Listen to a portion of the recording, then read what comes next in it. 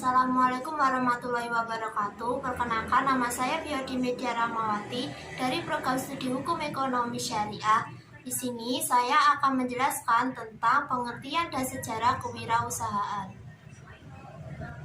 Materi yang pertama yaitu tentang pengertian dan sejarah kewirausahaan. Secara historis, konsep kewirausahaan telah diperkenalkan pada abad ke-18 di Prancis oleh Richard Cantillon.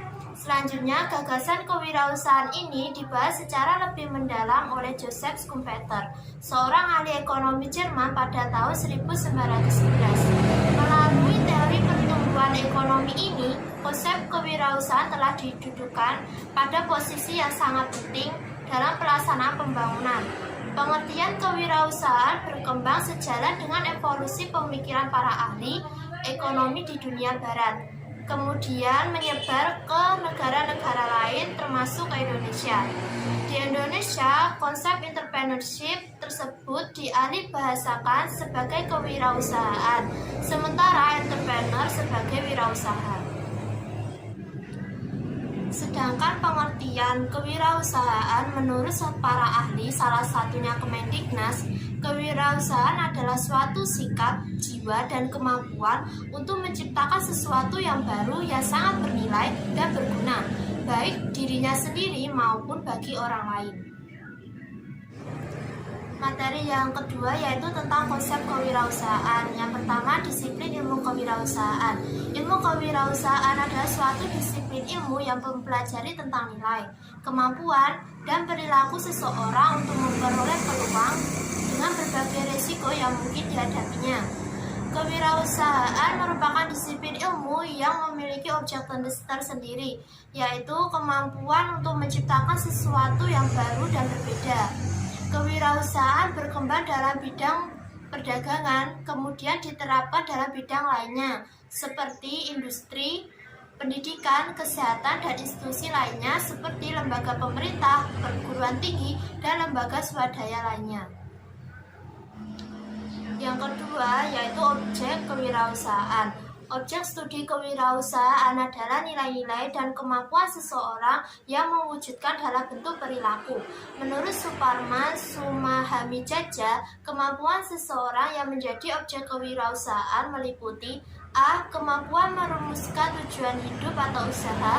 Dalam merumuskan tujuan hidup atau usaha diperlukan perenungan, koreksi yang berulang-ulang, dan diamati sampai memahami kemauannya.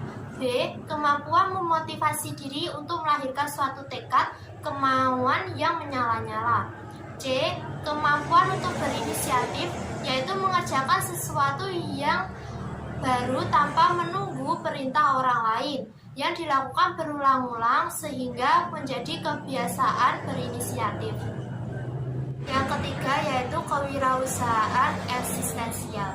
Suryana mendefinisikan kewirausahaan eksistensial sebagai jalur aktualisasi potensi-potensi diri untuk menciptakan dunia esok lebih baik dari dunia kini, dengan menghasilkan produk atau jasa yang berfungsi meningkatkan kualitas hidup sesama manusia dan menyajikannya pada tingkat harga dan tempat yang terjangkau oleh pemakai. Dengan definisi tersebut, kewirausahaan eksistensial dilandasi dengan beberapa asas, yaitu A. Asas fungsi kekhalifahan manusia. B. Asas-asas nilai terpadu. C. Asas efektivitas pelayanan. D. Asas profitabilitas yang adil. E. Asas sustainabilitas. F. Asas bisnis sebagai simpul komunitas.